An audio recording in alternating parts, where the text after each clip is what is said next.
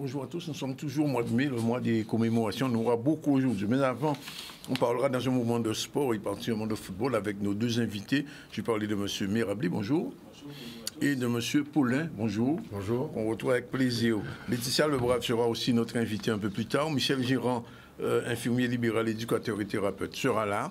On va parler justement de musique, mais de mai 67 avec Gilbert Okoko, musicologue, guitariste, pro de musique et écrivain. Et on va terminer avec la chronique de Miguel d'Aubergne, face à face. Tout de suite, les titres avec Iman.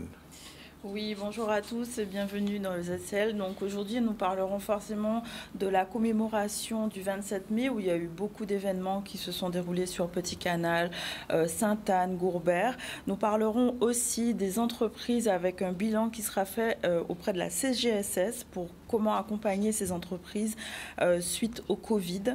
Et nous terminerons par la semaine du créole qui a organisé sur Baïf des événements autour des collèges. Voilà. Tout de suite, rapidement, un petit point de presse, puisque ce matin, la CGSS faisait un point de presse, justement. C'est un petit peu hors sujet, mais c'est très important pour les entreprises, parce qu'il s'agit justement de régulariser leur situation. Et la CGSS voulait dire aux chefs d'entreprise, il est temps de porter mon œuvre, comme on dit, parce que le moratoire, il est très limite. On regarde rapidement ce petit sujet de Johanna Flandrina, notre stagiaire. Le point, c'est de communiquer auprès des entreprises sur le fait que nous allons envoyer des courriers, 3000 courriers qui vont partir exactement, pour les prévenir de la suite des opérations, à la façon dont nous allons accompagner les entreprises dans leurs difficultés. Comme vous le savez, pendant la crise Covid, les entreprises ont pu reporter le paiement des cotisations et c'est maintenant qu'ils ont obligation de rembourser les cotisations qui n'ont pas été payées pendant la période Covid. Un certain nombre de moratoires ont été mis en place, c'était le cadre des mesures prévues par le gouvernement. Bon nombre sont respectés, la moitié des moratoires sont respectés normalement par les entreprises. D'ailleurs, un certain nombre sont déjà complètement réglés d'ailleurs. Il reste par contre des entreprises qui ont des difficultés à honorer ces moratoires. Donc, on envoie un courrier pour les inviter à reprendre contact avec nous pour fixer les modalités de régularisation de ces cotisations. Le but pour nous, c'est vraiment d'aider les entreprises, de faire en sorte qu'elles puissent passer le cap dans de bonnes conditions.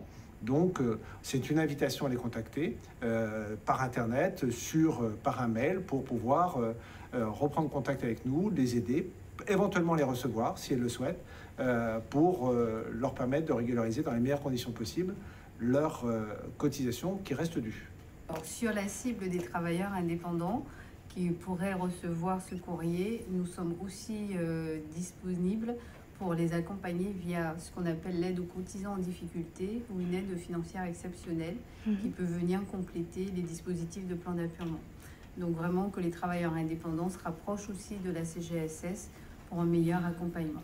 Ça signifie que le coup près risque de tomber très rapidement. Alors attention à autres chefs d'entreprise, le moratoire et compagnie. C'est la CGSS qui a dit ça, c'est que Bitan Ravine. Bien, alors on va pas changer de sujet, on va parler de football, puisque le Conseil général organise, on peut dire, c'est un tournoi U16. Alors je m'adresse d'abord à M. Mirabli pour nous expliquer un petit peu dans quel contexte ça se fait, puis on verra tout à l'heure avec notre second invité, M. Paulin, comment ça va s'organiser. D'accord.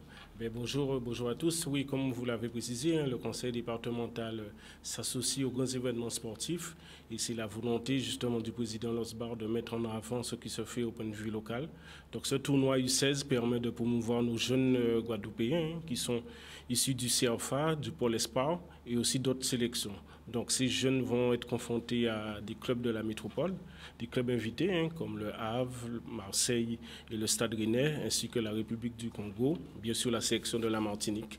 Donc c'est un événement où on incite en tout cas tout le public guadeloupéen à venir voir ce que nous faisons au niveau local par rapport à ce qui se fait de mieux au niveau de la métropole. Ça signifie que nos jeunes vont être confrontés. Alors, c'est quoi? C'est une équipe guadeloupéenne des meilleurs jeunes U16 ou comment ça s'est organisé? Alors, au niveau de l'équipe? Je pourrais rentrer dans le détail dans quelques instants, mais l'idée, c'était justement qu'il y ait déjà la valorisation du CERFA et du Pôle, qui sont deux institutions qui permettent de former nos jeunes Guadeloupéens et d'associer justement les autres sélections, c'est-à-dire une sélection Sud-Bastère Nord-Basse-Terre, une sélection Sud-Grande-Terre, Nord-Grande-Terre, une sélection 4 Excellences, une sélection de Marie-Galante qui va permettre justement à tous ces jeunes de pouvoir se mettre en avant et de valoriser aussi ce qui se fait au niveau du territoire. Juste une dernière question sur cet aspect. Est-ce que ces jeunes-là viennent du CREPS, enfin du CERFA, ou bien on les a appris comme ça? Alors, il y a une sélection stricte Paul CERFA. D'accord. Qui sera réunie justement pour valoriser ce qui se fait sur notre département.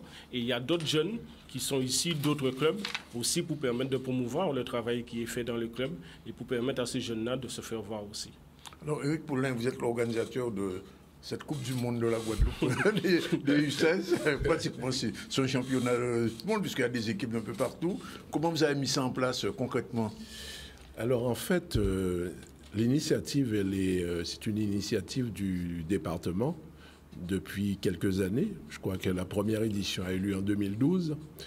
Et pour des raisons pandémie, pendant 3-4 ans, on a abandonné ce projet et qui revit cette année alors avec une catégorie U16. Alors pourquoi les U16? Parce qu'avant c'était les U15. Les U15 c'était des jeunes qui sortaient du Pôle Espoir et c'était une occasion pour les différents clubs formateurs tels que Rennes, comme Le Havre et tout ça, de prendre des gamins très jeunes et ceux qui avaient été sélectionnés en Guadeloupe et de les emmener dans les centres de formation. Mais on s'est rendu compte qu'à 15 ans, c'est un petit peu jeune pour faire partir un Guadeloupéen qui est ancré dans l'ambiance familiale et ils avaient de plus en plus de difficultés à pouvoir s'adapter.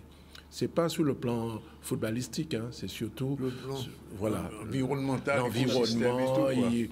Éloignement des parents.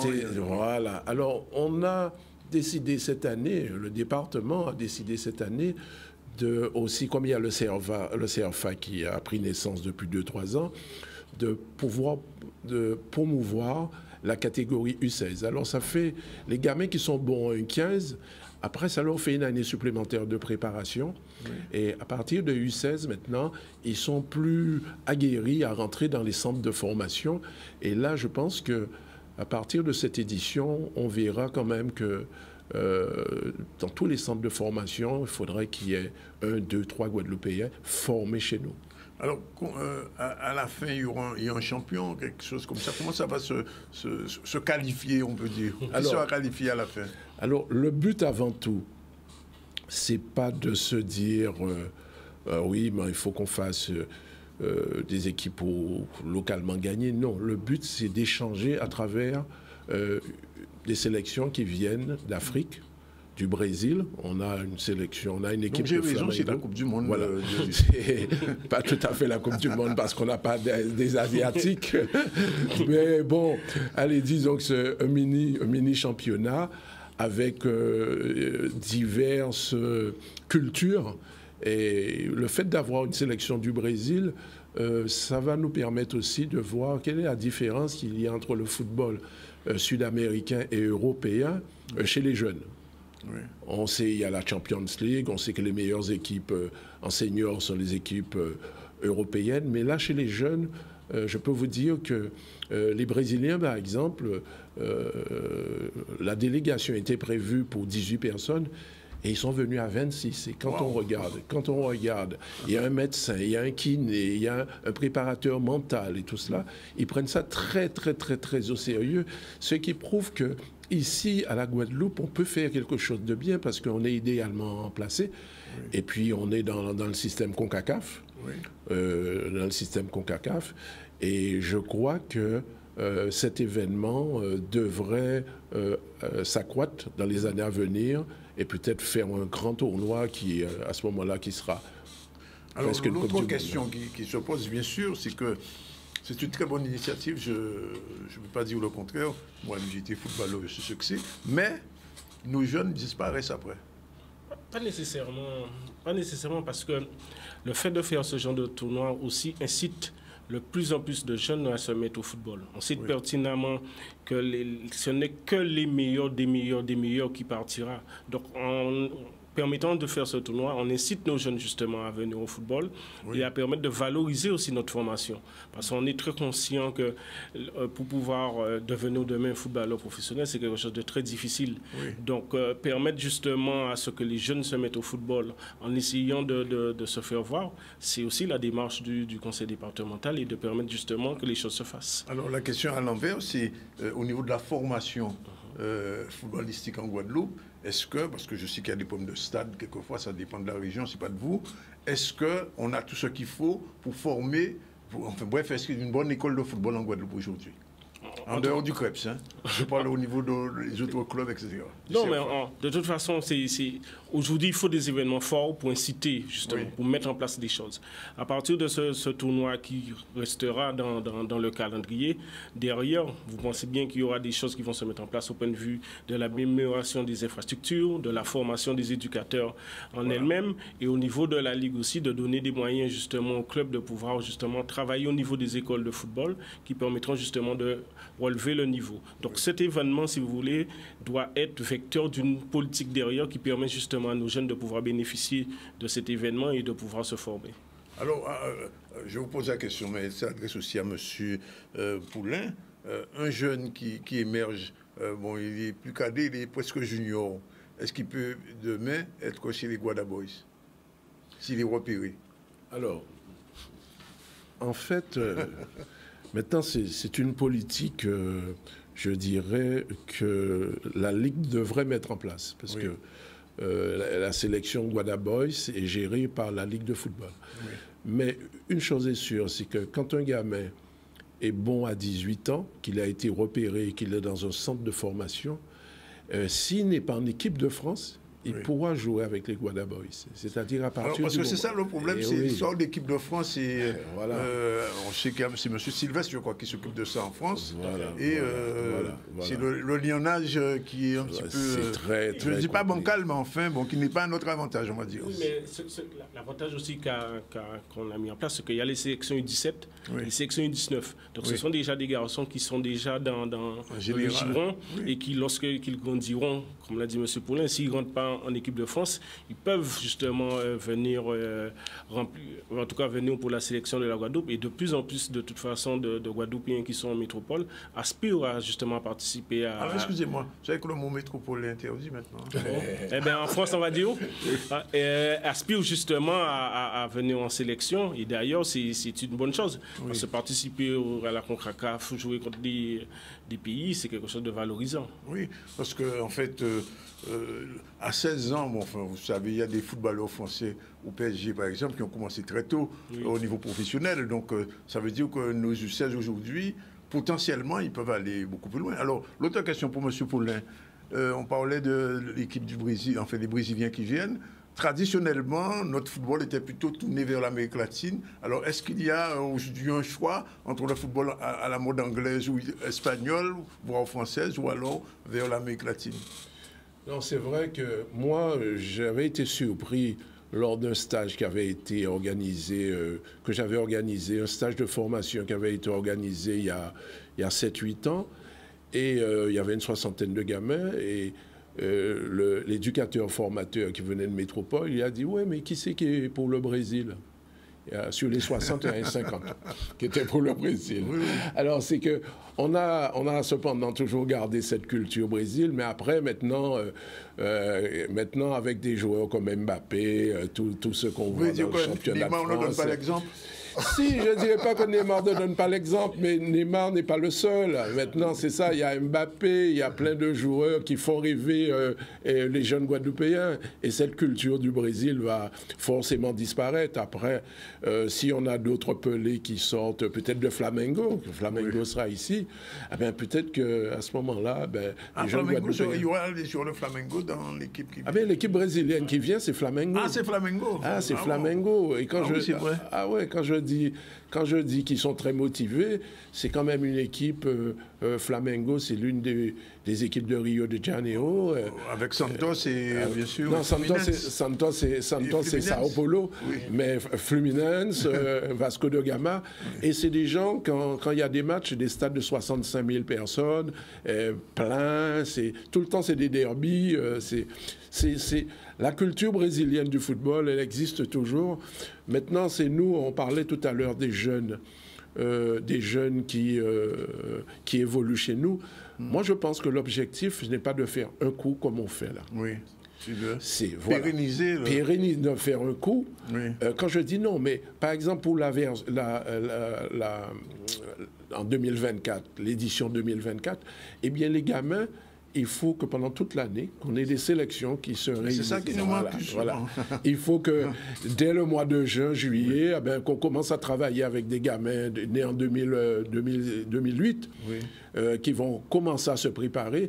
Et quand arrivera la compétition au mois de mai, au mois de juin 2024, à ce moment-là, on aura non seulement le CFA, mais on aura sélection de Basse-Terre, sélection de Grande-Terre, Cap Excellence. On revient à l'USBT, à l'SGT comme avant? Non, mais c'est exactement ce que M. Colin dit, c'est de maintenir ce tournoi-là dans le calendrier pour derrière justement qu'il y ait toute une organisation pour permettre à nos jeunes de se préparer.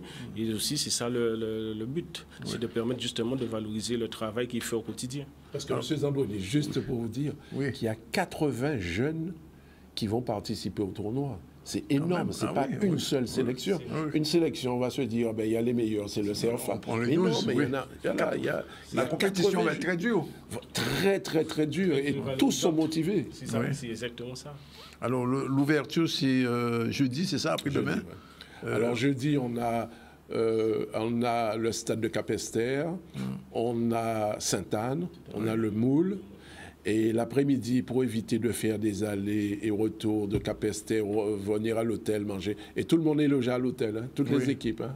Même les équipes locales sont logées à l'hôtel. C'est déjà pas mal aussi. En pension complète. L'après-midi, on a le stade du Lamentin, parce que la pelouse, elle est belle. Et puis, on a le synthétique de Pierre Antonius. Oui. Et puis, on n'a pas voulu trop les éloigner, parce qu'avec les embouteillages, c'est compliqué. Donc, il y a... le jeudi et le vendredi, il y a 5 stades qui sont directement concernés. Et c'est gratuit en plus. C'est gratuit. Il y a les écoles qui seront là, M. Mirabli. Vous confirmez? Oui, je confirme que les écoles ont été invitées, les collégiens ont été invités, et pour permettre justement à tout un chacun de pouvoir participer à cette belle manifestation. Oui.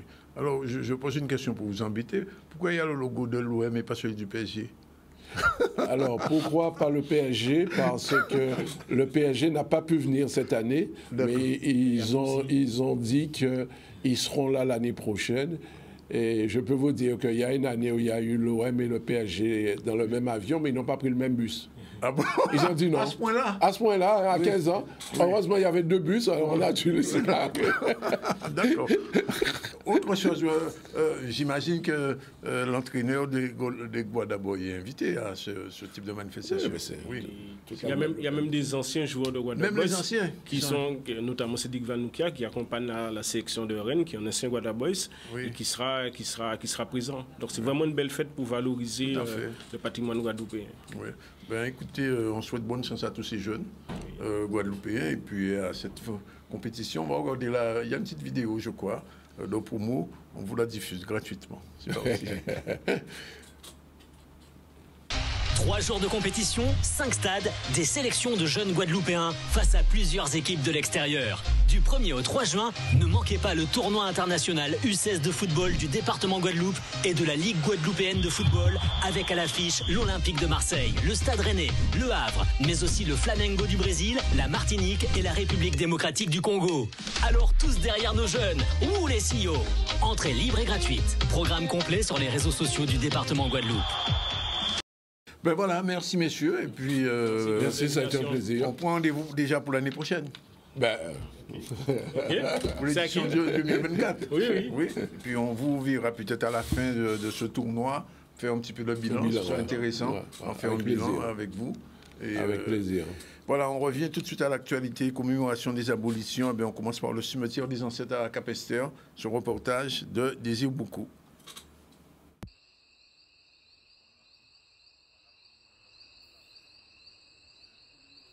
Alors nous sommes aujourd'hui au cimetière de nos ancêtres pour la commémoration de l'abolition de l'esclavage du 175e anniversaire de l'abolition de l'esclavage. L'objectif, il est simple et important à la fois.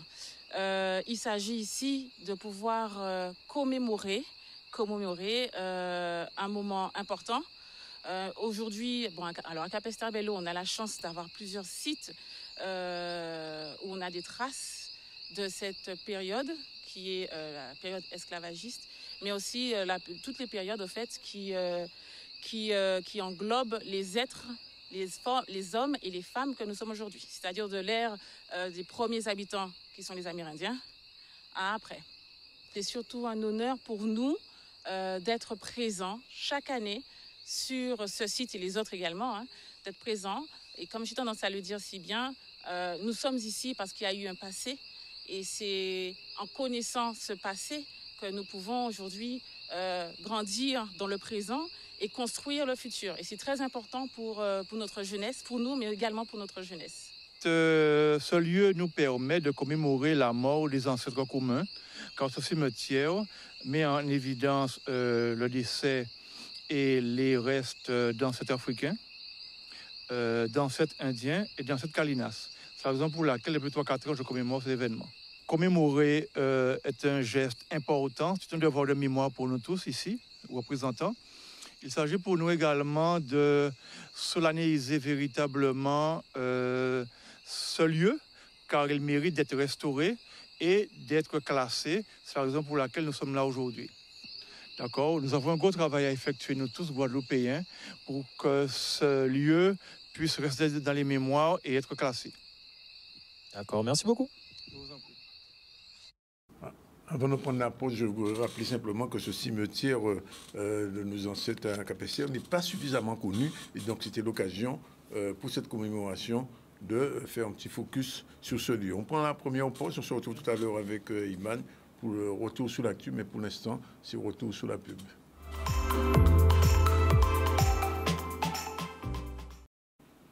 Voilà, dans une minute, il va être 13h. On va recevoir tout de suite Madame Laetitia Lebrun, bonjour. Bonjour. Et après, Monsieur Michel Girand, bonjour. Bonjour. Il est désuspendu, il va nous expliquer ça tout à l'heure. Mais pour le retour sur l'actu avec Iman. Retour sur l'actualité où nous avons vu déjà la commémoration de l'abolition de l'esclavage, un sujet que nous avons vu sur Capesterre-Belle-Eau au niveau du cimetière des ancêtres. Nous allons continuer notre parcours à Sainte-Anne et à Gourbert, toujours en lien avec ces événements qui ont eu lieu autour du 27 mai. Nous partirons ensuite au niveau de la CGSS pour faire un bilan au niveau des entreprises et du moratoire lié aux cotisations patronales, ainsi que la semaine du créole, où il y a eu un lionnage qui a été fait au niveau des écoles, des collèges et du créole. Voilà. Tout à l'heure, Iman, on revient tout de suite vers Madame Laetitia Lebrave. Alors, oser l'alternance, pourquoi? Alors, parce qu'en fait, pendant longtemps, l'alternance a été, enfin surtout l'apprentissage, c'était une voie de garage qui était plutôt pour les élèves en décrochage ou en difficulté scolaire. Et puis en fait, on s'est aperçu que l'apprentissage, c'est une voie d'insertion. Et en fait, il faut oser être apprenti parce qu'il y a des avantages, il y a certaines contraintes, il y a des obligations, mais c'est un beau parcours.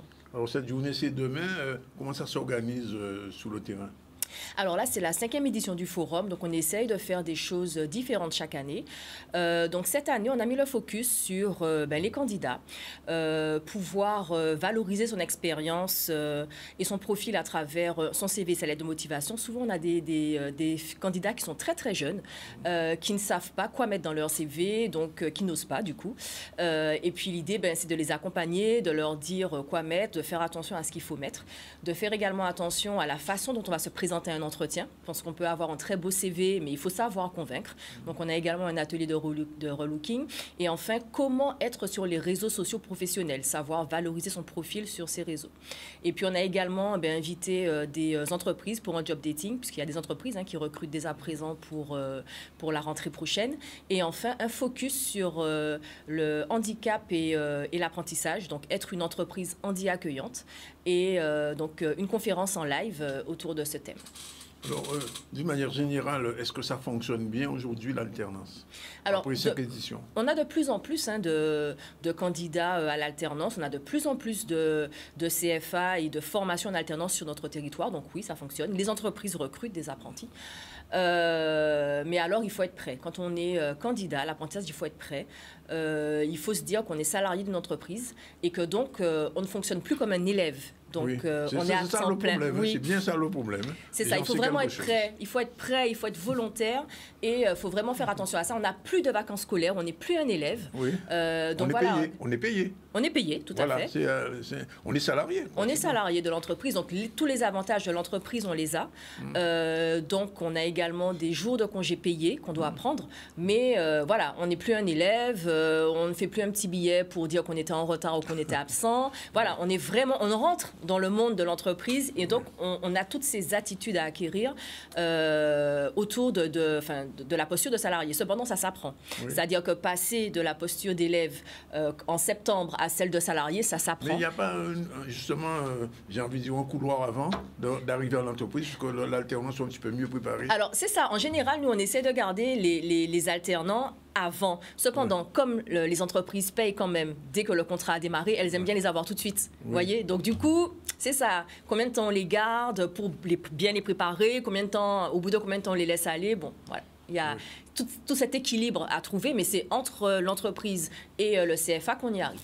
Parce que, vous le savez, quelquefois, les entreprises avaient pas du mal, mais enfin, disaient, ouais, un alternant, ça ne m'apporte rien et que ce n'est pas toujours efficace. Donc, comment arriver à, je veux dire, un juste milieu?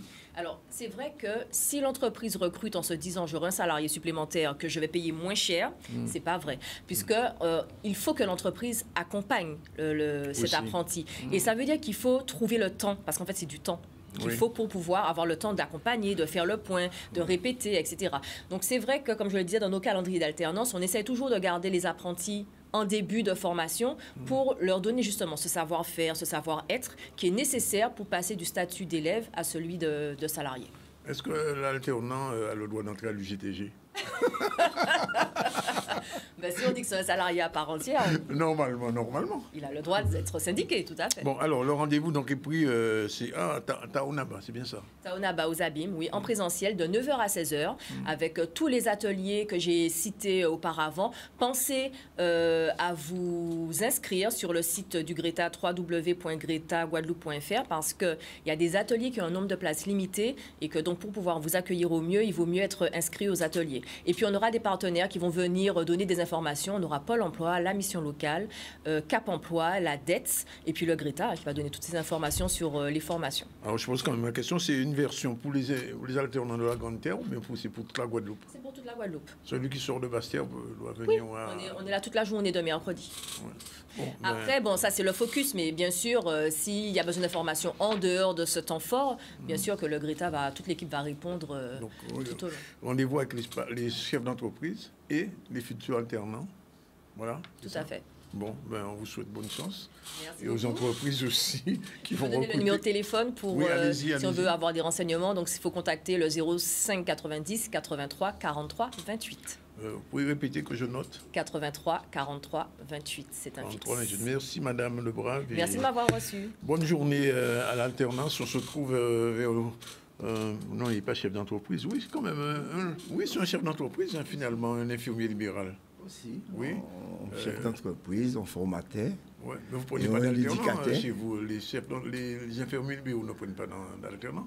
Pas encore? Non, pas encore. Mais nous comprenons une deuxième chance. Arriver nous dépend de mon à l'école de la deuxième chance. Alors, Michel, j'ai invité parce que, bon, loi là sortie, le 5 août pas existait encore théoriquement. Les suspendus, plus ou moins, déjà, des suspendus, on l'a dit. Qui ça va passer? Avec elle, je dis juste des mots par rapport à ça. Rapidement, c'est à t'écouter et c'est dommage qu'il faut les apprendre au dernier moment. Les alternants, au dernier moment, qui apprennent comment faire un CV, comment faire. Ça te doit être dans lignée à l'entrée à l'école. Normalement, on rentre pour aller travailler. Aux États-Unis, c'est comme ça, justement. Donc, normalement, ça te doit être déjà dans le programme-là aussi, pour y aller à former les démons, les deux entités, c'est-à-dire autant les alternants que les professionnels, les chefs d'entreprise, puisque jusqu'à présent, on va trouver des déséquilibres par rapport à ça. Absolument. Sans compter que ni 62% des chômeurs de moins de 25 ans en Guadeloupe. C'est très important. Et ça aussi, c'est un travail pour faire par rapport à ça. Et pour l'UGTG, ben oui, il y aura des fonds de travail. Donc, tout à fait à voilà. Oui, non, mais Madame Lebrun, c'est vrai que c'est bien de user dans l'alternance, mais je pense que il faudrait peut-être y penser une période vraiment entre le moment où l'alternance entre en entreprise et l'avant.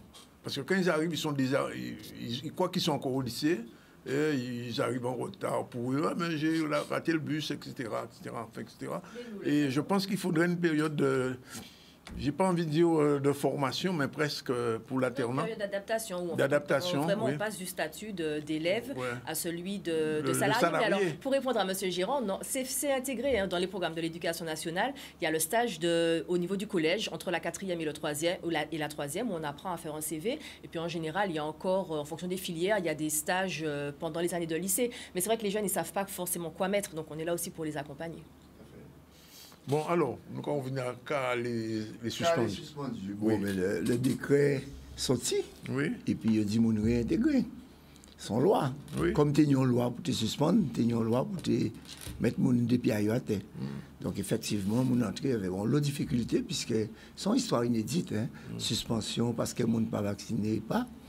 Donc, ça a une difficulté au niveau des diverses entreprises.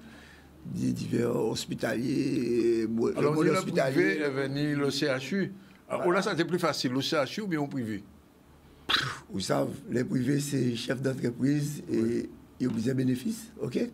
Et dans le milieu fonction publique, on doit tout comprendre qu'il y a un autre fonctionnement qui n'est pas même bien là.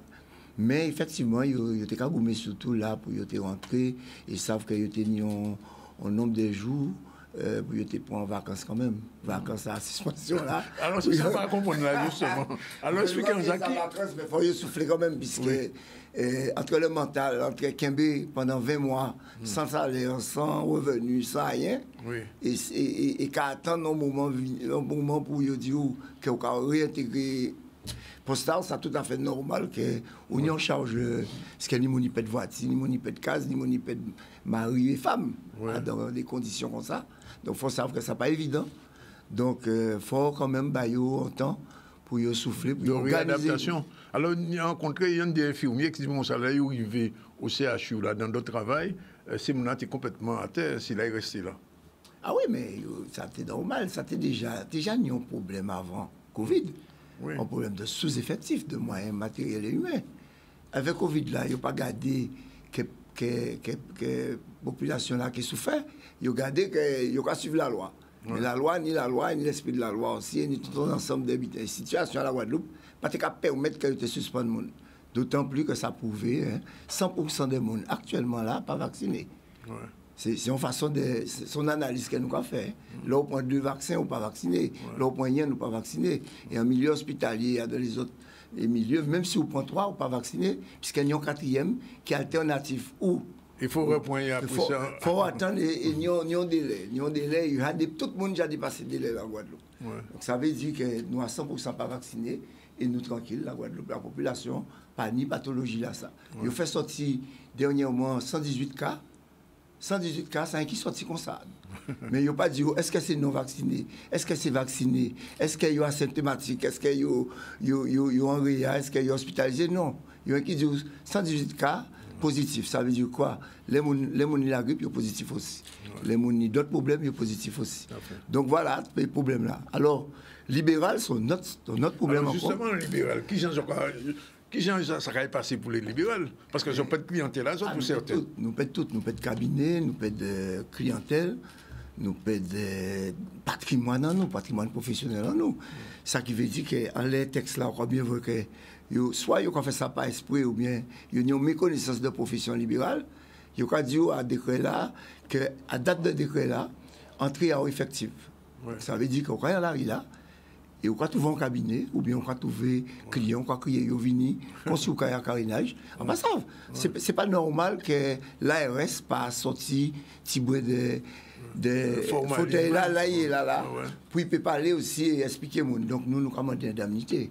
Surtout que vaccin là, il y a bien dit que quel point, quel pas point, ou dans les mêmes conditions là. Et là, au point, ou pas protéger les gens, et vous-même pas protéger. Donc, c'est tout à fait normal que nous avons réclamé, indemnité en nous avons réclamé, tout ça nous paie pratiquement. Mais pour un libéral jeune là, qui peut être cabinet, qui peut être clientèle là, puisque en ça, dans le libéral, il faut acheter clientèle. Est-ce que je n'ai pas une possibilité d'acheter en clientèle? Mais on ne peut pas acheter rien, puisque toute économie là qu'on a tenue là pendant 20 mois là, il y a été en l'air, puis il a payé sans tenir à payer. C'est-à-dire, on était à doué, case, droiti, et tout ça, après fini. Mais même les gens qui sont entrés à l'hôpital qu'on est là, quand ils payent le mois là, salaire, ils payent au fin de mois là, mais l'argent, il n'y a rien, puisqu'il y a ni des arriérés. Donc, ça ne va pas ça automatique, hein? C'est systématique, ou à moins l'argent à rentrer, et la banque peut faire pour prêt non plus. Il n'y a pas la banque, surtout en Guadeloupe, il n'y a pas la banque qui fait pour prêt. Donc, situation là difficile. Mais nous croyons de ça. Alors, qu'est-ce qu'il fait là pour les libéraux d'une manière générale? Nous faisons courrier de manière générale avec toutes les entités. Nous avons courrier. Nous voyons à l'ARS, nous voyons à la sécurité sociale, nous voyons aussi à tous les instances, préfet là, tout le monde, pour nous rencontrer, pour nous parler, pour nous discuter, pour nous. Donc nous avons fait un premier courrier, c'était pour un rendez-vous le 17. Nous pas attraper, donc nous attendons prochain rendez-vous là pour nous rencontrer. Mais ça n'a pas fini, la lutte n'a pas fini. Et ça valable aussi bien pour les médecins libéraux que pour les infirmiers, pour les kinés, etc. Aussi bien pour les médecins, c'est un véritable hécatombe. Vous savez, là, supprimer en île qui la Guadeloupe, pour supprimer un médecin, il faut compter qu'un médecin qui a visité 30 personnes par jour à peu près, en moyenne. Comptez à dans un mois combien de monde il peut visiter. Comptez à dans 20 mois combien de monde il peut visiter. Le temps que malade là, ça cherché à trouver notre médecin. L'œil trouvé, ça n'y a pas surcharge pour le médecin là qu'il a là. Ça veut dire qu'il peut une visite à domicile encore, puisqu'il paye ni temps à domicile. Il faut savoir que notre population, nous, culturellement, c'est les personnes âgées qui restent à Casayo. Alors ça veut dire, imaginez toutes les conséquences que ça posait par rapport à la suppression à tous les professionnels de santé. Parce qu'après l'autre jour, tu es venu en reportage et a désiré de pas venir médecin. Déjà avant Covid. Avant que Patrick ait médecin, Madame Leboeuf le sait. Oui. Déjà avant Covid. Et au fond, l'exploit, ils mettaient en consultation le mardi, je crois. On joue ou 2 jours. Ça veut dire qu'on y doit malade le mardi ou le jeudi. Donc, nous pas vrai, tout toute ineptie là qui est là, dans ça, il faut que le système de santé en Guadeloupe là, il ne faut pas jamais comparer à la France. Là, on a 337 dossiers qui sont passés au tribunal qu'on est là. Ça équivaut à 53 000 dossiers en France. Là, on va compter ça. Donc, imaginez tout le problème là qu'il y a là. Parce que justement, tu as posé cette question-là, par rapport à les gens qui portaient plainte au tribunal, le fait que la loi là, ils ont révoqué, disons, pour qu'on y est là. Il faut abouger réellement. Qu'est-ce qui a passé pour ces gens qui portaient plainte? Eh bien, c'est en cours, hein. Nous allons continuer. Action là, oui, il faut passer au tribunal là. C'est ça, tout à fait normal. Donc, ni des résultats qui étaient positifs. Mais par exemple, Guyaver, pas attendre pour langue, malgré il y a 3 fois qu'il y a eu peine, il ne peut pas entrer en vitesse. Alors, nous, notre problème, c'est la coût-santé fonctionner pendant toute période là, ça.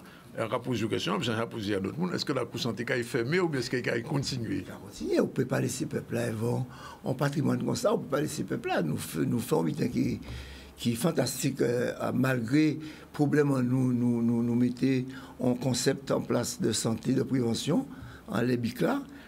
Et ça a marché super bien, nous ne pouvons pas laisser ça. Nous avons fait, même si nous n'avons pas fait à même rythme qu'il a noté en l'EBIC là, puisqu'il y a des gens qui reprennent le travail, mais nous avons vu pérenniser. Parce que c'est vraiment un nouveau système de santé que nous allons mettre en place. Et on peut que des défis vocaux là aussi, quand on commence. Alors pour remercier tout le peuple là, parce que le peuple là, il est nous. Si nous qui avons 20 mois, c'est qu'il n'y a ni monde qui peut manger, ni monde qui peut l'argent, ni monde qui peut croire, ni monde qui contribuer à ce que solidarité là, c'est ça. Pardon? Une solidarité qui fonctionnait. Voilà, une vraie solidarité qui fonctionnait. Donc forcément, là, ces jours-là, ça, nous avons fait un festival. Fête Bayo, il y avait des grands musiciens, il y avait un lot musicien même qui qui gratuitement a offert nous justement les prestations. Tout ça. C'est samedi, ça sera fait, c'est samedi, c'est ça? Alors, après samedi, au bic défi vocal. Alors, on a défi vocal. Dans défi vocal, là, on a joué Mimi, on a Admiralty, on a Agnon-Trou, bon, qui dit tout à l'heure. On a des gens comme ça qui est passé. Freeze Naffaire qui a passé aussi. Aussi, ouais. Alors, après, nous avons le 10 ou Nile-Oulouse, c'est un groupe vers la Viso. Ouais. Et puis, Sony Toupé, et puis Fips. Et son festival là, pour santé, festival là, pour santé. Après Terre de Blues, nous avons dit Terre de santé. En tout cas, ça était bon que nous fassions tel. Ça était bon que nous fassions tel en Lébi classable, parce que c'est une histoire à marronnage, hein. C'est une histoire à dimanche 11, mais ça dimanche 11, les Aiglons, quand même. Tout ça, c'est soutien. Ouais. Il n'y a pas mal de nous en centimes, respect pour eux, pour les grands musiciens qui comprennent la situation là en Guadeloupe, qui comprennent que la santé a une importance à un pays là et que un monde de moins, sans monde de trop. Ouais. Qui en moins. D'accord, effectivement. Bon, alors premier rendez-vous là, c'est samedi. Premier rendez-vous là, c'est samedi, le défi vocal là. Et le festival là va continuer jusqu'au 11. Bien, Michel, merci. Pour nous remercier le public là, pour nous remercier tous ces gens qui aident nous là. Nous pas ni les moyens pour d'autres qui défendent en fait et que nous sommes contents que vous là, que vous venez vers nous. Bon, ben nous disons merci. Et puis bon force. Un respect prochain fois que nous disons moi qui était ouvert cabinet. D'autres code à comme là. Ça vous va dormir. Voilà, on revient à l'actualité des commémorations. On est à Goubert cette fois-ci. Voilà, c'est parti.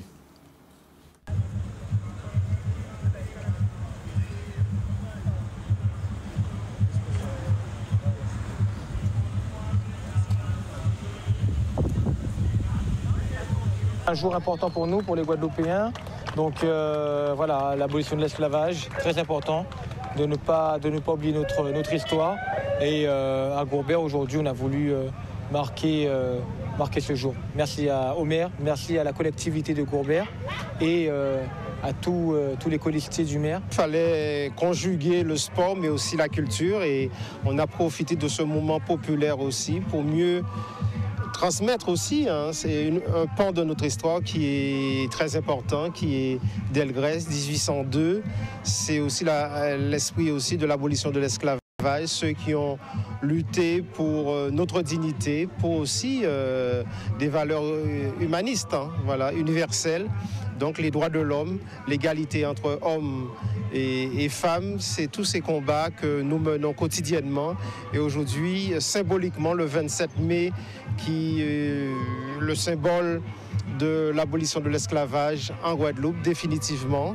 Et on a voulu le marquer à Gourbert, comme dans d'autres communes, très fortement, avec des hommes de culture benzo, des parties musicales et liées aussi, comme vous l'avez dit, au départ de la course avec un dépôt de gerbe sous la stèle, le buste de Delgrès avec Boris Karen, très symboliquement, pour montrer aussi qu'il y a des liens, des ponts entre le sport, la culture et qui est dans l'esprit de politique publique qui est très souvent associé. C'est important pour nous puisque ça nous gourmet par un lobbytin pour liberté en nous, c'est ça qui fait que aussi nous ni culture en nous et combativité en nous et c'est pour ça nous l'âge de là pour mettre yo à l'honneur et dire merci, un grand merci. En nous, nèg maré, nèg libre, nèg marron, nèg à case, nèg habitation, nèg qui savent lire, nèg qui savant, nèg noué ou milatresse, toute qualité nèg, je de la pani maître ou bien maîtresse. Si on nous pas jamais fait messie atrocité, yo fait nous. Nous ka être gourmet pour liberté en nous.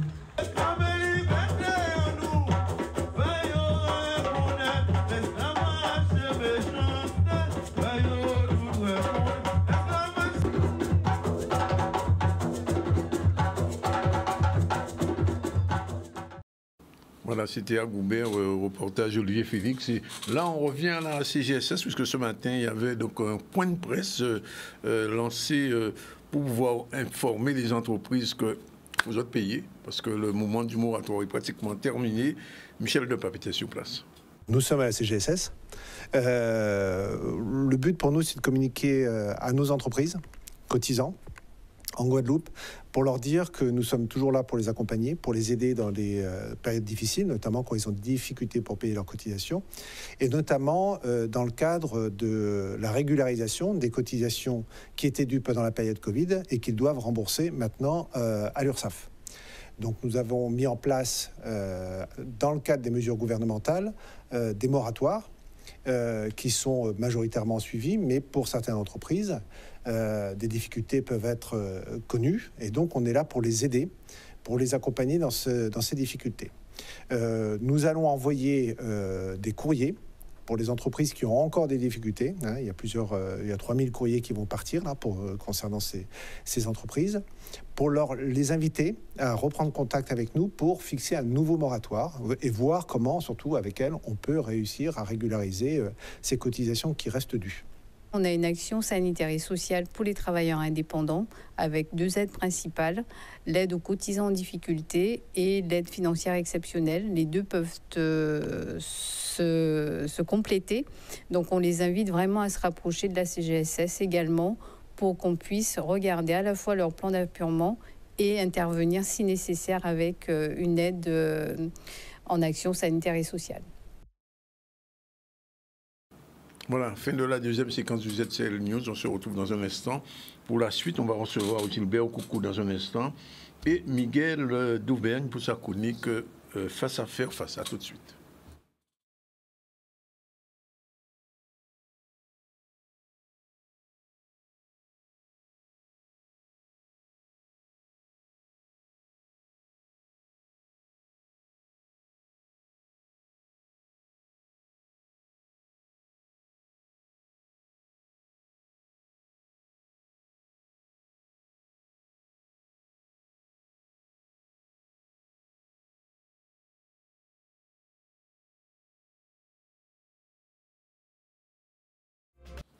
Voilà, c'est la dernière séquence du ZCL News. Nous allons recevoir dans un instant Gilbert Coucou. Bonjour.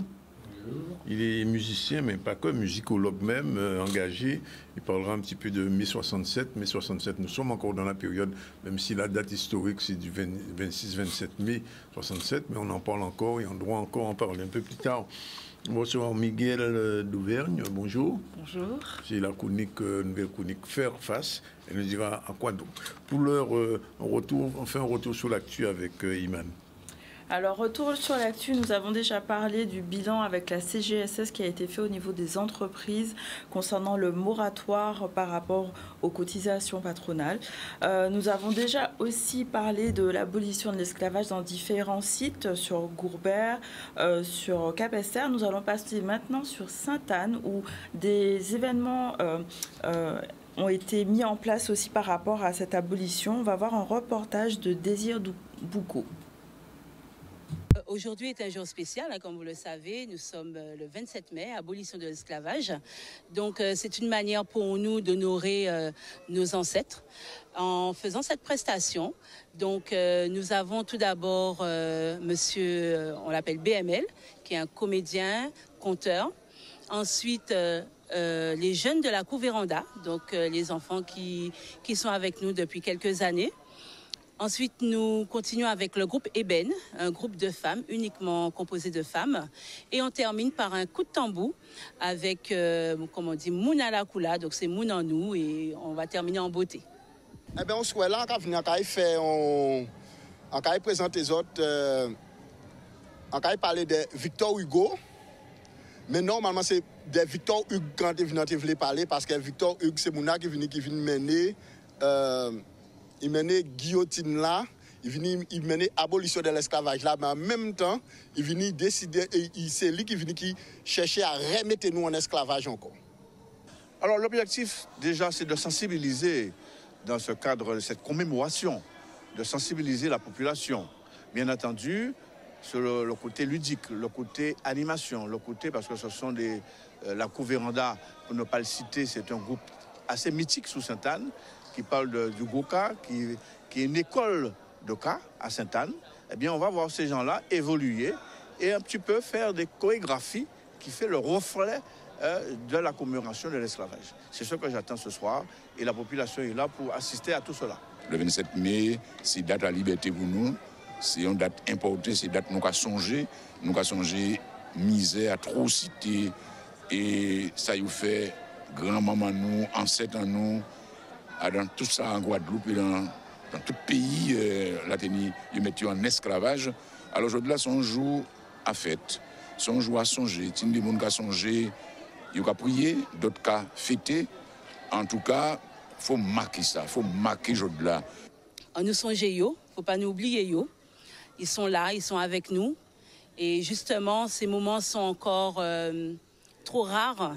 On attend une fois par an pour penser à eux. Il aurait fallu faire un peu plus de manifestations dans ce sens, car si nous sommes là aujourd'hui, c'est grâce à eux. Donc, il ne faut pas nous oublier, les ancêtres en nous. Merci beaucoup.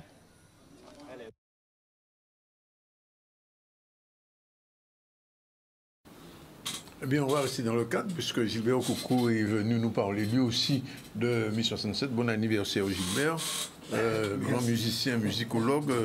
Ça n'a rien qu'à fait par hasard. Hein.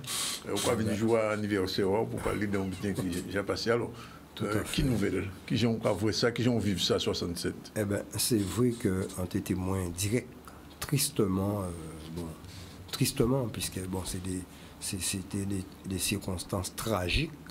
Pour un petit bouga 17 ans, en parlant d'anniversaire, si vous avez loupé moins, si vous n'avez pas loupé moins les soirs, les balles détonnées, des détonations faites, balles pétaillées en pied moins les soirs, en face à Casa Jazor, en partie peut fêter 17e anniversaire, au moins 3 jours après.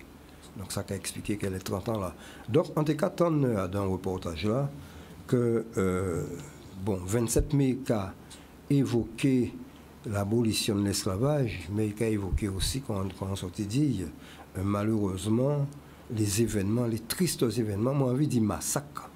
Puisque en disant, on a 17 ans, qui plus est musicien, il n'a pas dit en ton sein, mais enfin, tout le monde, il est beau, il est gentil. Et on ne peut pas douter moins qu'on bitin comme ça, qu'on est témoin d'un bitin comme ça, depuis 11h du matin, moi, en encoigne là, à l'angle sous-préfecture. C'était la rue à la Jolle, la rue Lotière. C'est là la Jolle, la Pointe Théier aussi. Et vous voyez bien là, ça, vous voyez? Bien sûr, puisqu'elle nous était là depuis 10h-11h. Alors là, on a dit, nous, quelques compagnons musiciens de Ritmo Cubano, puisque Ritmo Cubano était répété en même la rue là, en Casamant, Laram. Bon, nous occupons un petit espace attenant à boutique à Laram. Laram, c'était qui monde? C'était la mère, maman Biolène Gracien Laram qui était bassissant, nous étions surnommé Biolène. Et alors, Nitini a une équipe en nous, Jean-Pierre Odeye, papa Fred, Jean Barlan, papa Lydia, Freddy Marchal, Richard Dessieux, et T. Philippe, etc. Et puis nous toutes peut-être pas semblé au préfecture là, à côté 10h-11h, puisque pas de cas répété, mais ça était venu, c'est des bics. Nous rencontrons d'ailleurs quartier là, ça c'est ton quartier, c'est ton big musicien. Père enfant de tennis à l'enfant. La moto a été jouée là. Bien sûr, mais oui. Joseph Lassite était arrêté dans la zone, Condouane était arrêté dans la zone, Fanfan était arrêté de l'autre là, et plus loin, bon, c'est ton big vraiment musicien. Et Danny Marichaud et Richard Dessieux étaient arrêtés tout près.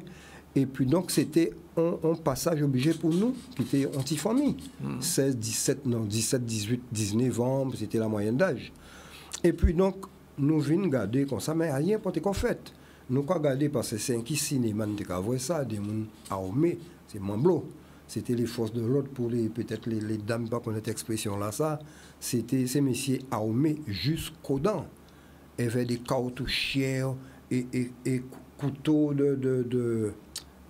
qui j'ai encore crié ça, baïonnette, fusil à eau, revolver, vraiment armé jusqu'aux dents, ces messieurs blancs qu'on l'est.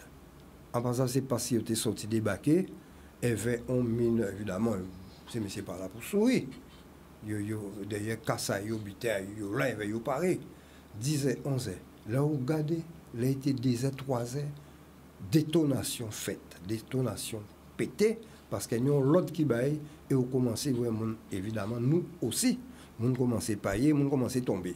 Premier monde qui tombe, en pas là, mais en temps, en pas voir tomber plutôt. Parce qu'en là, c'est Nestor, Jacques Nestor, leader syndicaliste. Bon, qui est membre du Gang. Oui, voilà. Ensuite, d'autres tombés. Bon.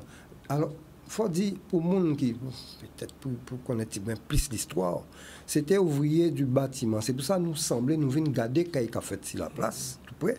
Ouvrier du bâtiment, tu as revendiqué. Il y avait des slogans pour revendiquer quoi? Une augmentation de 2%. À pas 20%, ni 10, ni 50, 2%.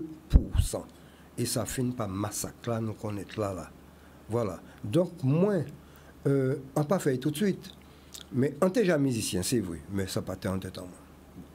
Peu de temps après, quelques années après, on décidé d'écrire, composer, écrire un morceau là, ça, sur les événements, en tant que témoin, en tant que musicien, parce que c'était zarement moins, en fait, de prédilection, moi, musicien, mais aussi et surtout, parce qu'entre-temps, on devient professeur de musique et musicologue.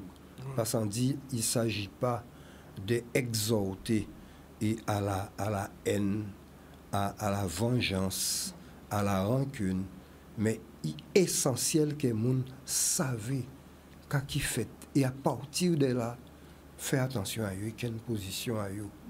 Voilà. Et jusqu'à présent, c'est ça qu'on a dit. Faut les générations, puisque ça a fait 67, ça a fait un moment. Et donc, il faut que les gens savent, il faut y approprier, y songer là, ça.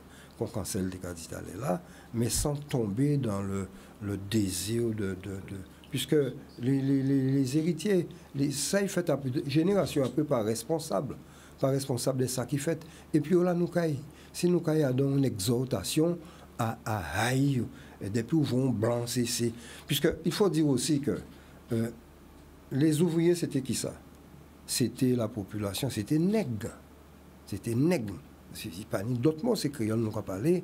Et les forces de l'ordre, les forces qui ont représenté le patronat, le pouvoir colonial français, il faut qu'il y ait un chat, eh bien, c'était des blancs qui étaient en face. C'est des blancs qui étaient quand même de ces fusils-là, en face. Donc, qui monte vu, qui n'a pas été vu, eh bien, nous avons une confrontation forcément qu'il y a fait entre blancs et nègres. Ouvriers, patronat, patron, blanc, etc., béquet, tout ça. Donc, moi, quitter qu'à voir les choses de façon idéaliste, en voir ça autrement. Là, on commence à réaliser par les affaires individus et en son individu citoyen du monde, bitan toujours penser que pour un chocolat, pour un sila jaune, pour un sila blanc, etc. Moi, commencer à voir la réalité. Donc, ça conscientise nous sur l'affaire. Et pour parler ou évoquer aussi le gong et tout ça, la jegue. Et puis, bon, enfin, après, ça ouvert zier un paquet de monde. Et on dit, faut absolument, faut faire ça, qui, au départ, en support audio, et qui vient en clip aussi après, qui a impliqué bon, les mondes. On va écouter un petit frisé à morceau là. D'accord. C'était...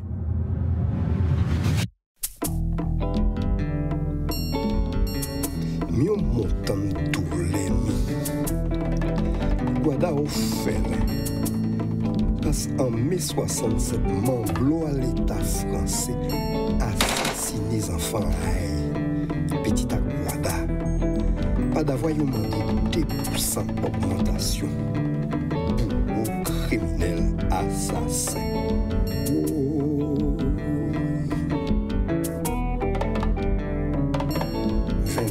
27 mai, ils tué, ils blessé, ils torturé, ils nié, ils fait atrocité, non. Mais à pas rien qui la place la victoire, ça fait en toute la pointe et puis faut boire. C'était 26 et 27 mai 67. Ici la place la victoire qu'a gardé. Travailler Guada pour revendiquer. Travailler Guada te semble boucler.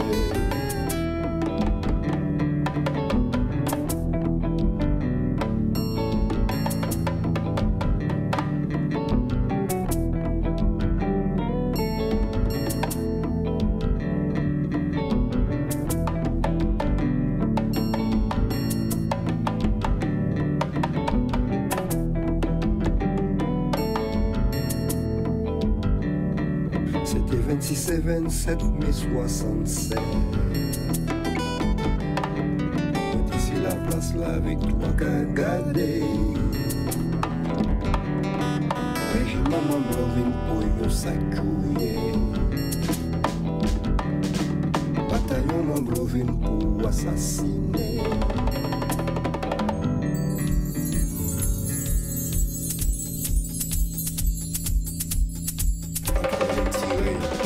Laisse-toi tomber, yo joué, Zadik tombé, yo joué, Resmail tombé, yo joué, Tarek tombé, yo joué. J'ai en mai 67 Gilbert Coucou, merci d'Avignon et merci pour tous les mondes qui disparaissent. Merci beaucoup. Je vous dis que il y a un livre qui paraît, non, c'est mai 67 des vies écaboussées, qu'est-ce qu'on fait? Et si des gens qui sont intéressés, le livre est disponible. Merci. Voilà. On revient, nous pouvons sortir dans les périodes difficiles, puisqu'on va recevoir Madame d'Aubergne. Bien sûr, bonjour. Bonjour. Alors aujourd'hui, nous allons entrer avec Fairface dans le vif du sujet. Je rappelle que Fairface s'est exprimé des violences diverses et variées que l'on peut subir et voir comment s'en sortir. Bonjour Miguel. Bonjour, chers téléspectateurs, bonjour à tout le monde. En effet, nous allons faire face ensemble face à ces violences. Et c'est vrai que les miennes, elles ont commencé à l'âge de 7 ans. Et ce parcours de vie, je l'ai intitulé « Ma vie, une torture ». Le début du calvaire.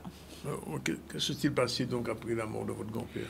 Alors après la mort de ma grand-mère, j'ai été arrachée de ma famille brutalement, et enfin de ma famille, de mes tantes, de mes oncles, qui m'ont donné cet amour inconditionnel avec ma grand-mère. Et je suis arrivée dans une maison avec un homme, une femme, dont j'apprendrai plus tard que c'est ma mère, 2 fillettes, il y avait un petit garçon.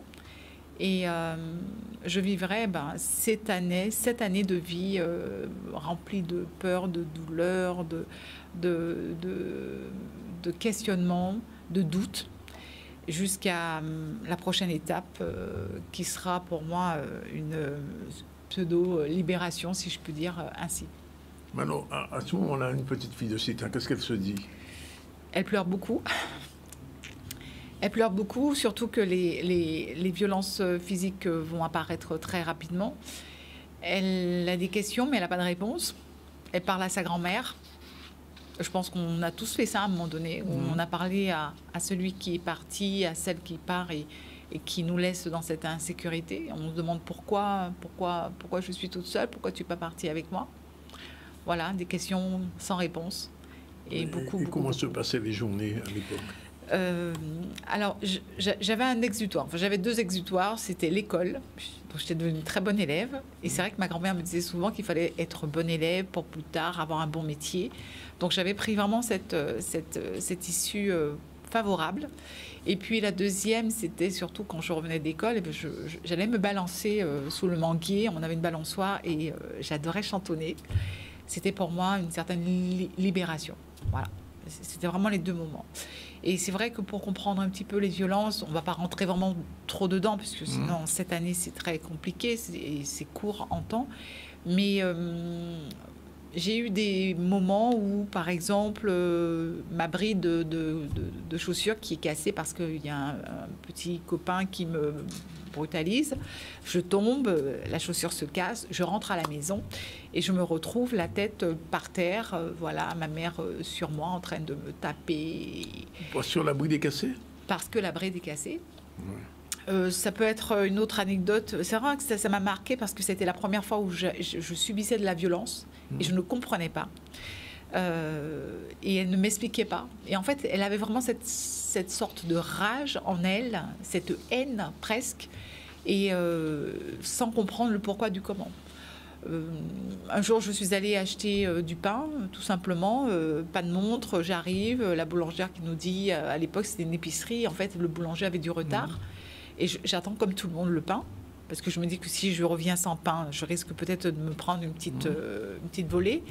Et en fait, j'arrive un peu tard, forcément, j'ai pas de montre, il fait nuit, et je me retrouve avec une barre de 5 cm. Je sais pas si vous voyez les barres de 5 cm qu'on mettait pour empêcher que lors des cyclones, que les fenêtres s'ouvrent. C'est ça. C'est ça, exactement. J'étais choquée, vraiment, je me rappellerai toujours de cette barre parce que je me suis demandé, je me demande encore jusqu'à présent comment elle a fait pour ne pas me casser un bras ou...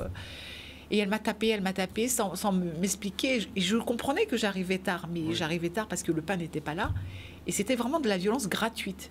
Donc il y a eu des histoires comme ça où je me suis retrouvée vraiment, même à prendre la défense de mon frère qui devait se faire taper. Et tant qu'à faire, j'étais l'aînée, eh bien je prenais la violence pour moi aussi parce que j'avais envie de protéger aussi mes frères et sœurs qui n'y étaient pour rien.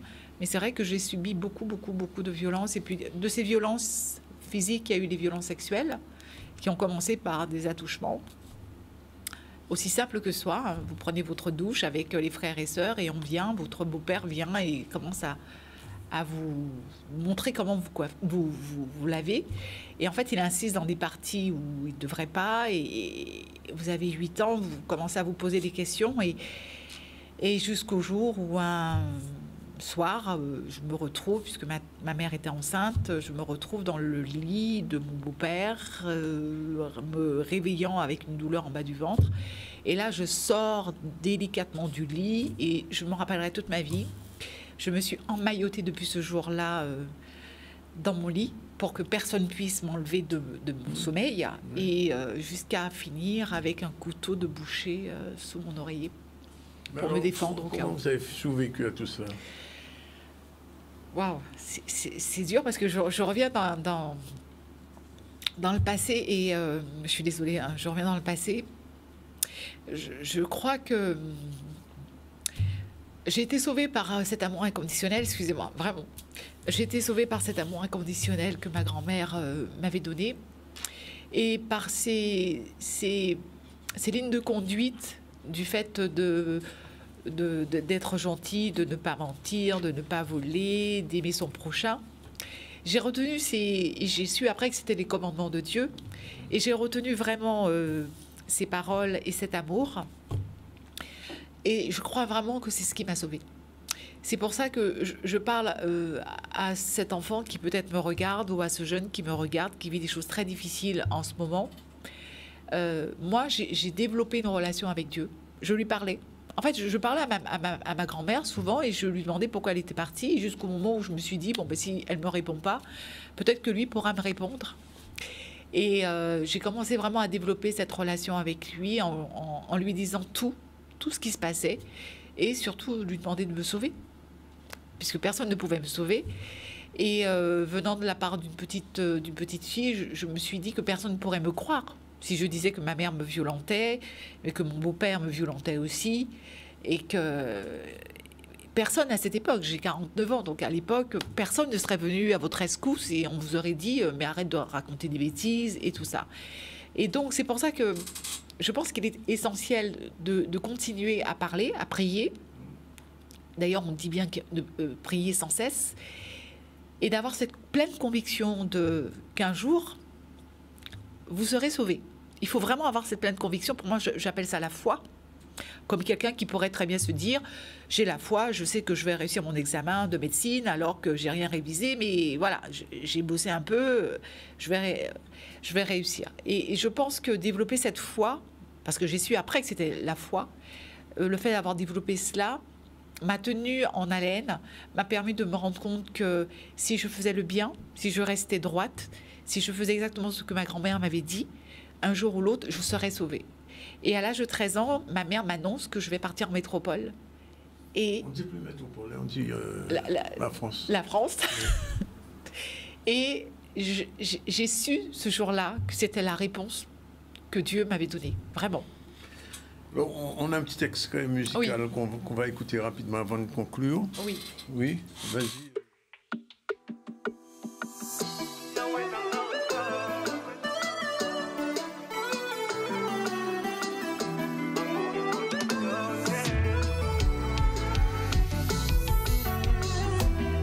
Tu t'es fait geste, t'es condamné pour moi.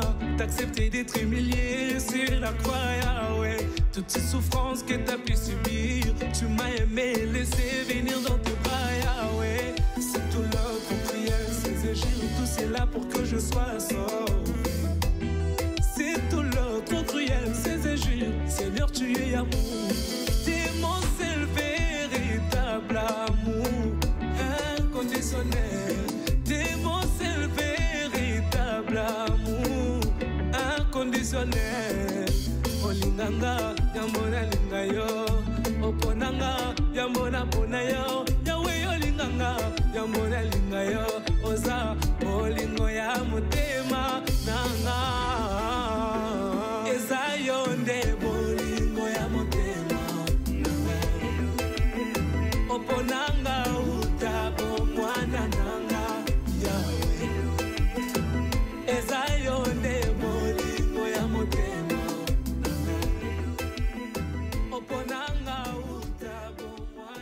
J'adore, vraiment. L'amour vous sauve.